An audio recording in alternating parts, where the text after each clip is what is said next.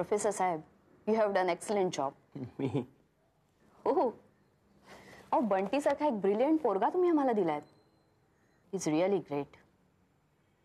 मी तर त्याच्या कामाचा उरक बघून हैराण झाली. तुम्हाला सांगते, 2 दिवसापूर्वी मी त्याला एक कोड ब्रेक करायला दिला होता. माझ्या अंदाजानुसार त्याला आठवडा तरी लागला असता, पण ह्या मुलांनी केवळ 4.5 तासात ते काम कंप्लीट केलं. आमच्या फोन कॉल्सचा, आमच्या बोलण्याचा कुठलाही डिस्टर्बन्स त्यांनी वाटून घेतला नाही. ज्या एकाग्रतेने तो काम करत होता ना, ते बघून माझा अहंकार सुद्धा दुखावला. प्रोफेसर साहेब, 4.5 तासापेक्षा जास्त वेळ जरी लागला असता ना, तरी ते काम कंप्लीट केल्याशिवाय तो उठला नसता. मला सांगा, या प्लॅटफॉर्मवरच्या अनाथ मुलाला तुम्ही कसं काय निवडलं? तसं काय आहे मॅडम, त्याला अन्यायाचा अनुभव आहे. अन्याय भोगलाय त्यानं. अन्यायाविरुद्धची त्याची प्रतिकारक शक्ती जागरूक असताना तो हे काम अतिशय चांगल्या रीतीने पार पडू शकेल याबाबत मी निश्चिंत आहे. बरोबर आहे. त्याच्यासारख्या मुलाची आमच्या डिपार्टमेंटला खरंच गरज आहे आज. त्याचं शिक्षण चालू राहू दे. रोज 4 तास तरी त्यांनी माझ्यासाठी इथे काम केलं ना, तरी महिना 5,000 द्यायला मी तयार आहे. ठीक आहे? माझ्या मते काहीच अडचण येऊ नये. नाही, असं नाही, पण त्याच्याशी बोलून घेतलेलं सुद्धा चांगलंच ना. मी एक फोन करू? शुअर.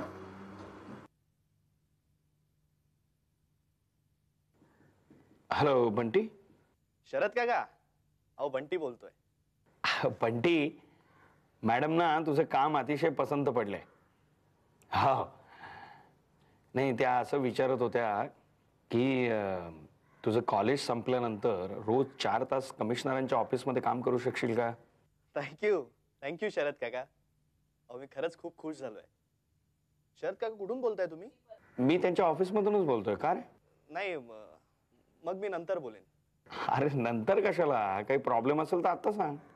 छे, अहो प्रॉब्लेम काय असायचा आहे शरद काका, खरंच मी खूप खुश झालोय. तुमचं बोलून झालं असेल तर मला थोडंसं बोलायचंय. हो, माझं झालंय. हो, बोला ना तुम्ही. या.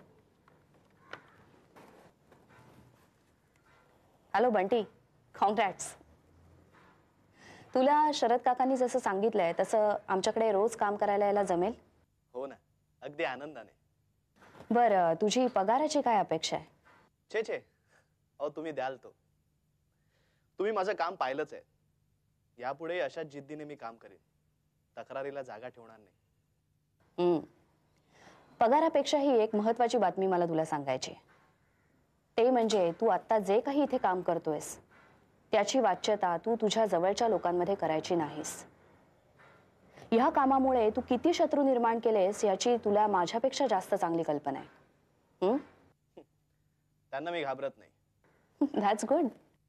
पण तरी सुद्धा गोपनीयता पाळायलाच पाहिजे. ओके? Okay, I promise. तुला मी महिना 5,000 रुपये पगार देईन. तसंच रीतसर अपॉइंटमेंट लेटर सुद्धा पाठवतेय. Thank you very much madam. Okay, bye. Thanks again. त्यात कसले थँक्स? विवाहास उपयुक्त दिवस 2, 3, 4, 5 आणि 8. 2, 3 नको, 5 चालेल. 5 नंतर रविवार असलं म्हणजे बरं ना. 15, 22 चालेल. अक्का, अगं काय वाचतेस का एवढं? काही नाही ग, 2-4 मुहूर्त बघून ठेवले. आपटे गुरुजी देतीलच काढून, पण आपल्या सोयीचे आपले काढलेले बरे ना. तू बघ हे सगळं, पण अक्का लग्न रजिस्टर पद्धतीनंच करायचंय. रजिस्टर? हो. नाही, लग्न साग्र संगीत व्हायला हवं. कन्यादान, व्याही भोजन, गौरीहार सगळं व्हायला हवं. अक्का, हे बघ, मला माहितीये तू मला विचारशील अक्का लग्न कुणाचं आहे, तर मी तुला ठणकावून सांगते लग्न माझ्या नातीचं आहे आणि या लग्नात मी माझी सगळी हौस पुरेपूर भागवून घेणार आहे. घे ग बाई घे. पण अगं सगळी जबाबदारी तू एकटीनं घेतलीस तर आम्हाला काही कामं ठेवणारच की नाही. अगं मुलीची आई म्हणून माझी काही जबाबदारी आहे ना. घाबरू नकोस, कामं आहेत तुला. अगं मुलीचं लग्न म्हटल्यावर किती कामं निघतात. आमंत्रण पत्रिका छापायच्या, आमंत्रण द्यायला जायची, हॉल ठरवायचा, जेवणाचं कॉन्ट्रॅक्ट द्यायचं, हे सगळं कोण करणार आहे? तूच. अक्का, आता जर कोणी ऐकलं ना तुझं बोलणं हं. तर म्हणतील आजीबाईंना लग्नाचे भयंकर अनुभव दिसतायत. नाही, कित्येक नातवंडांची लग्न लावून दिलेली दिसत आजीबाईंनी. अगं आपल्या घरचा अनुभव कशाला पाहिजे? इतर कोणाचे लग्न बघितली नाहीत का मी? तेव्हाच ठरवलं होतं आपल्या घरातल्या पोरींची लग्न झाली की त्यात हे हे हे सगळं करायचं. छान, म्हणजे तुझं तू ठरवून टाकलंयस सगळं. केव्हाच. पण अक्का, जर धार्मिक पद्धतीने लग्न करायचं असेल तर एक छोटासा घोटाळा आहे. घोटाळा कसला? धार्मिक पद्धतीने लग्न करायचं म्हटलं तर कन्यादान करायला लागतं. हो मग मी एकटीनच करू कन्यादान?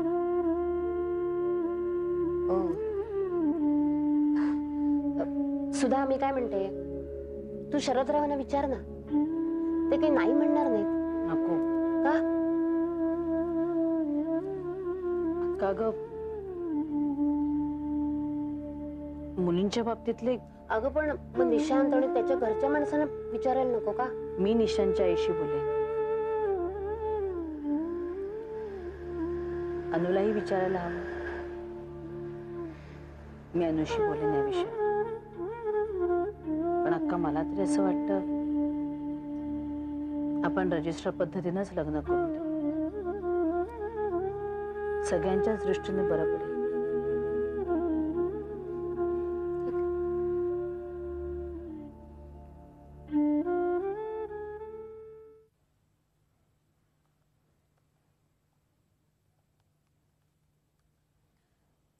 Hello hello. हॅलो, शरदराव ना? मी अक्का बोलते.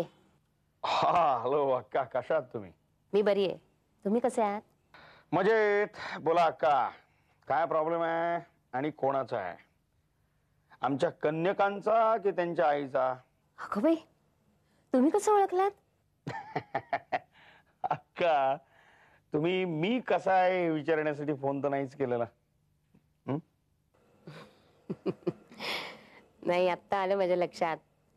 तुम्ही कायसेचे ते मनाचे डॉक्टर आहात ना, मग बरोबर. तुमच्यापासून काही गोष्ट लपवून करायची म्हटली ना तरी तुम्ही बरोबर शोधून काढणार. करेक्ट. बोला, काय झालं? नाही, सुधा म्हणते की अनुष्काचं लग्न रजिस्टर पद्धतीने करायचं. का बुवा? का म्हणजे धार्मिक किंवा वैदिक पद्धतीने केलं तर त्याच्यात कन्यादानाचा विधी असतो ना, मग त्यासाठी सुधाला तुम्हाला विनंती करायला लागेल. हा, प्रॉब्लेम आहे खरा.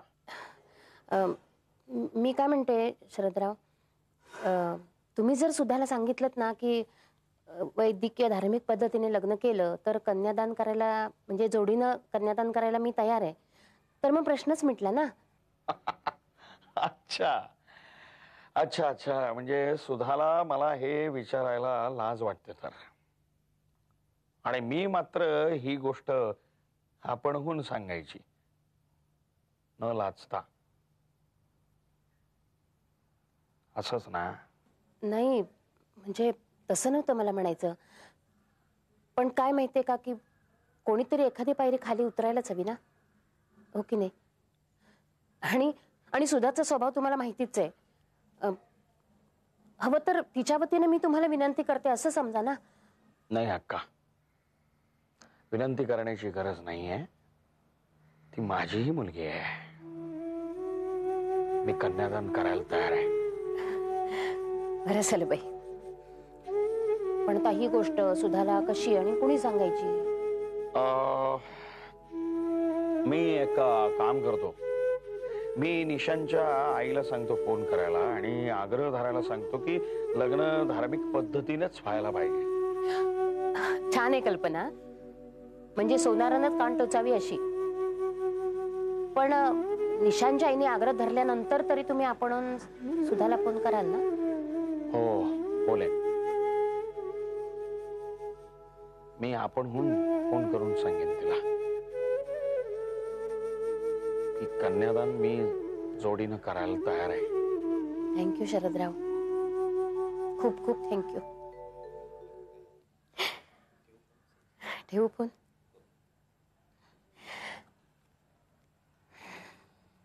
हॅलो.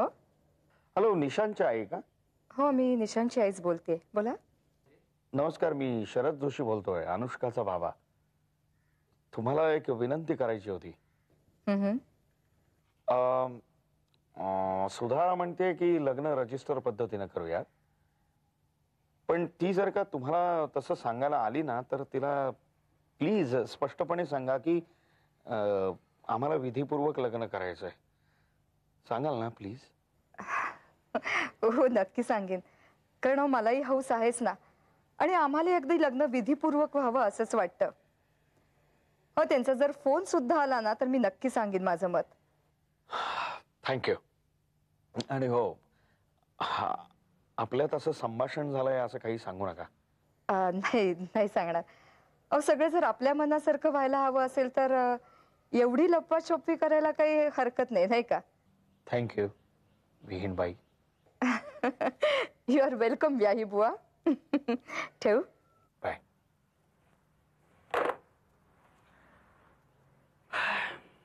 थँक्यू. तुम्ही नाही घेणार? नाही, नको आता, नको.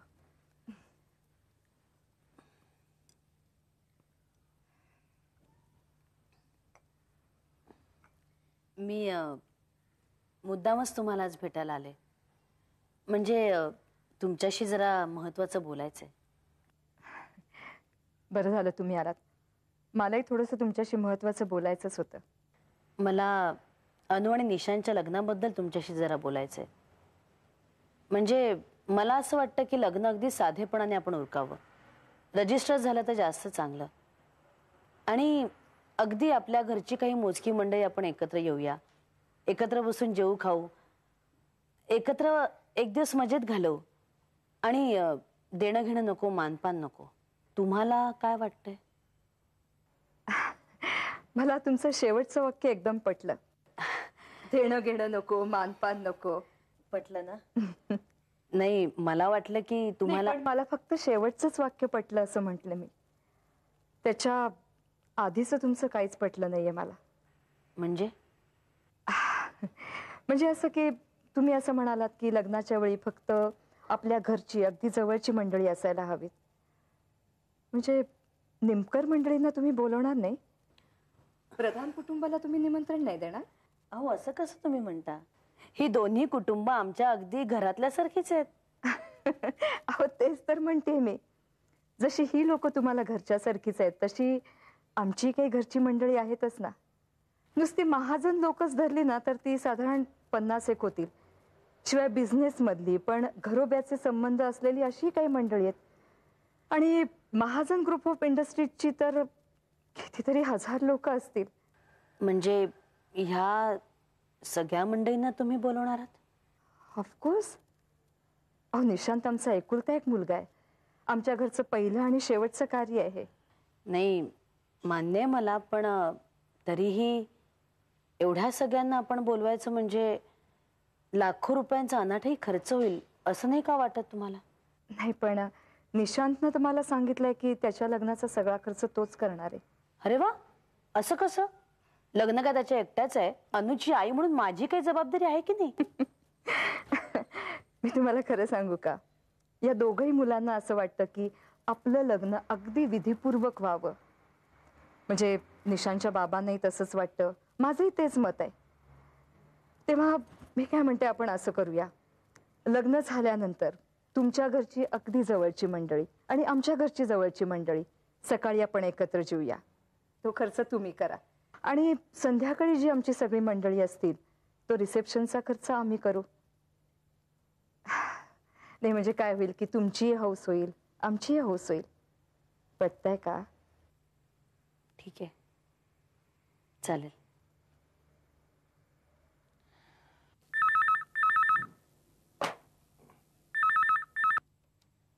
हॅलो. मन्ना? हा बोल मास्तरणी, काय म्हणतेस? अरे, तुझा आवाज ओळखलाच नाही. का खरखर येते का? मन्ना, अगं नाही, माझा आवाजच तसा आहे. बोल, माझी कशी काय आठवण काढलीस आज? मन्ना, तू असं बोलतोस ना की जणू काय मी तुला कधी फोनच करत नाही. अगं नाही ग, तुझी चेष्टा करायला मजा येते. तरी पण सांग ना, फोन का केला होतास? काही नाही, मी VC पद सोडलं. आता हे घरही आम्ही सोडून चाललोय. कधी? या 4-5 दिवसात. बर, मग काय, बंदा हजर आहे. काय मदत लागली तर कळवायचं. थँक्यू, मला खात्री आहे. बरं, किरण पल्लू कसे आहेत? त्यांना काय धाड भरली आहे? मन्ना, आज सरळ बोलायचंच नाही माझ्याशी असं ठरवलंयस का तू? अगं, मध्यंतरी काही दिवस मी खूप कमी बोलायचो आणि मला बोलायला खूप त्रास व्हायचा. आणि त्यावेळी मी सरळ साधं बोलण्याचा प्रयत्न सुद्धा केला होता. मग अगं, पल्लवी खूप घाबरली. ती कशाला घाबरेल? अरे मग एकदम घाबरून गेली. मला म्हणाली, तुम्हाला काय होतंय का? आणि सायकियाट्रिस्टला बोलवायला निघाली होती ती. बरं, किरण आहे घरात? हो हो, आहे ना. एक मिनिट. किरण, ए किरण. हा, काय बाबा? अरे, मास्तरणीचा फोन आहे तुझ्यासाठी. आलो आलो. हा, एक मिनिट, येतोय. घ्या. हॅलो. कसा आहेस? हा, बोला मॅडम. अरे, आता आम्ही हे घर सोडून जाणार म्हणून फोन केला होता. हा, वाचलं तुमच्या राजीनाम्याबद्दल. आता जाणार कुठे? बघू, कळवीन पत्ता. आमच्या सुनबाई काय म्हणतायत? मजेत आहे मॅडम. तुम्हाला काही मदत लागली तर सांगा, न संकोचता. नको, थँक्यू व्हेरी मच. आणि अरे, मला इथून काय घेऊन जायचंय? माझं असं काही नाही आहे घरात. फक्त कपड्यांच्या बॅगा आम्ही नेणार, बस. चल, ठेवू फोन. हो, बाय. हॅलो. जया. हा, बोल. जया, मला वाटलं तू भेटतोयस की नाही मला घरी. सुधा, तू म्हणजे असं म्हणते जसं काय मी कॉलेजमध्ये आल्यानंतर बाहेर उंडारायलाच जातो. बोल, काय काम? काही नाही, आता हे घर सोडायचंय आम्हाला. झालं का नक्की? हो, म्हणजे 4-5 दिवसात इकडनं जाऊ आम्ही आता. बार. बरं, सुनंदा आहे घरात? नाही का, ती कॉलेजात आहे अजून. काय काम आहे? नाही, काम असं काही नाही रे, पण तिच्याशी बोललं ना की जरा बरं वाटतं. चला, आता आमचा इथला मुक्काम हलणार.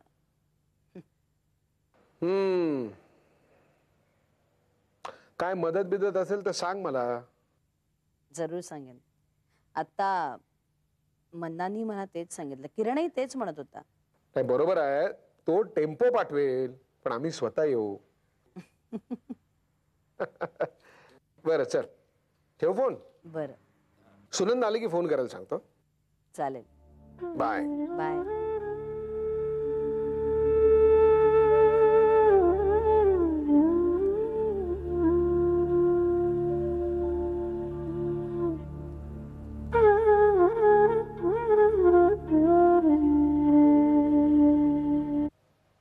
अनु, तुझा निर्णय चुकीचा आहे असं चुकून सुद्धा मनात आणू नको.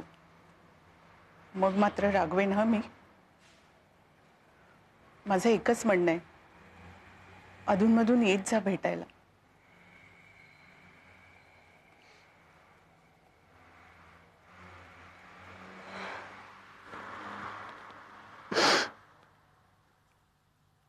कशी हे पहेली? ए बाबा, तुला पहिल्यांदा सांगतो, तू गाऊ नकोस. का? ती पोरं काम करायची थांबली आहेत.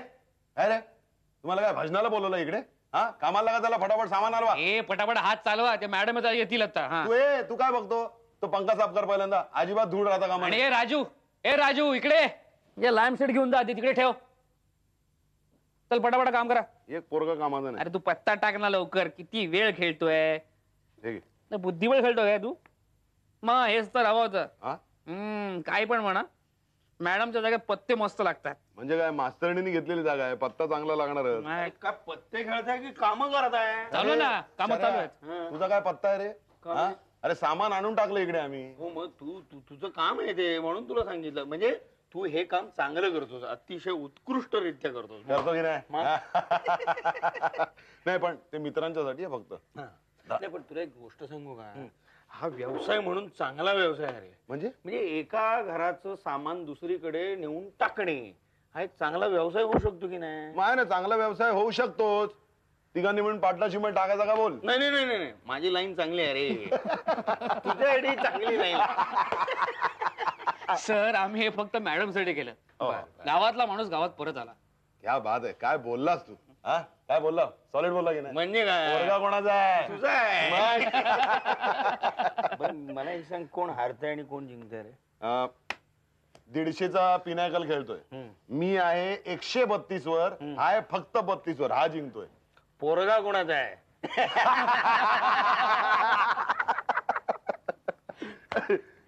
अरे टाक ना लवकर. हे घे.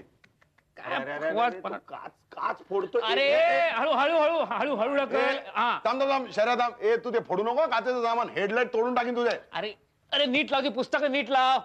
काय चाललंय? आपण उठूया का काम करायला? ते बघतील. तू जरा खेळ इथे. बर तू काय घालणारच लग्नात? मला काही पण चालतंय का? जीन्स घालू का? शी बाबा, तुला ना तर काही हाऊसच नाहीये. बाबा तुम्ही काय घालणार आहात? काय करायचं कपडे? बाबा तुम्ही ना अगदी भूषणचे आजोबा शोभता. ए किरण, तुझ्या बायकोला कोणाशी कसं बोलावं ते कळत नाही मग? अगं पल्लू, चांगले जे गुण असतात ना ते आजोबा नातवाकडनं घेत नाही, नातू घेतो आजोबाकडनं. Sorry sorry. चल माफ किया.